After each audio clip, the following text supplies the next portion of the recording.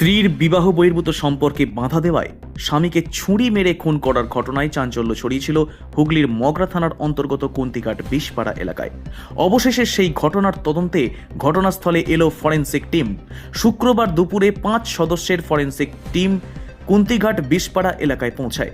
প্রায় 30 মিনিট ধরে তারা ঘটনাস্থলের বিভিন্ন অংশ খুঁটিয়ে পরিদর্শন করেন এবং একাধিক গুরুত্বপূর্ণ নমুনা সংগ্রহ করেন। ফরেনসিক টিমের উপস্থিতিতে এলাকায় ভিড় জমে যায়। প্রসঙ্গত, গত রবিবার রাতে এই মর্মান্তিক ঘটনাটি ঘটে।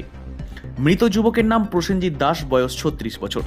পরিবার সূত্রে জানা যায়, প্রসেনজিতের স্ত্রী রত্না দাসের সঙ্গে বিবাহ বহির্ভূত প্রেমের সম্পর্ক গড়ে ওঠে নিত্যানন্দপুর এলাকার বাসিন্দা সুব্রত ভক্তের। এই সম্পর্ক নিয়ে দীর্ঘদিন ধরেই প্রসেনজিৎ ও রত্নার মধ্যে মতবিরোধ চলছিল। অভিযোগ, রবিবার রাতে কাজ সেরে বাড়ি ফেরার সময় প্রসেনজিৎ দাসের উপর আচমকাই হামলায় চালায় সুব্রত ভক্ত। ছুরি দিয়ে একাধিকবার আঘাত করা হয় তাকে।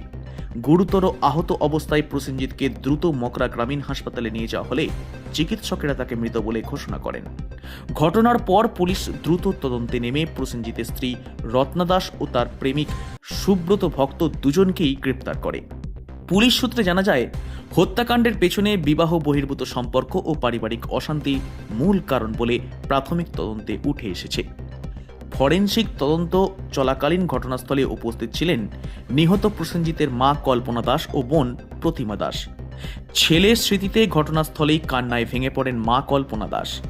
তিনি ও প্রতিবেশীরা জানান, প্রসেনজিৎ অত্যন্ত শান্ত স্বভাবের ছিলেন এবং পরিবার নিয়ে সুখেই থাকতে চাইতেন। এই নৃশংস হত্যাকাণ্ডে তারা দোষীদের দৃষ্টান্তমূলক শাস্তির দাবি জানান। আচ্ছা, সব সংগ্রহ করে নিয়ে যাচ্ছেন? আমি কনসার্ন অথরিটিদেরকে হ্যান্ড ওভার করে দিয়েছি। আচ্ছা আচ্ছা। আমি দুজনের ফাঁসি চাই।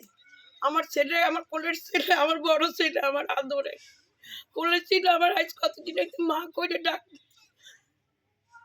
আমি দুজনের ফাঁসি চাই। আমি আর কিচ্ছু বলতে পারি না। আমার কতদিন হয়তো আমার মা করে ডাকে না। আমার ছেলে আইলে মা করে ডাকে। আজ কতদিন হয়তো আমি কীভাবে বুঝলে, আমি এখন ফাঁসি চাই দুজনের যেন ফাঁসি হয়। আমার ছেলে যখন শেষ করছে ষড়যন্ত্র করিয়া, আমি জানি না। দুজনকে তো পুলিশ গ্রেপ্তার করেছে। হ্যাঁ, দুজনেরই। আমার ছোট ছেলেরই মেরে ফেলাতো। ওরা ষড়যন্ত্র করছে, আমি বাড়ি থাকবো না, ঘর ফাঁকা।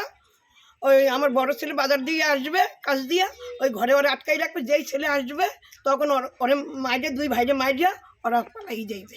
তাই ষড়যন্ত্র করছিল। পুলিশের পুরো আমাদের ভরসা আছে। দুইজনের ফাঁসি চাই। কি নাম আপনার? আমার নাম কল্পনা দাস।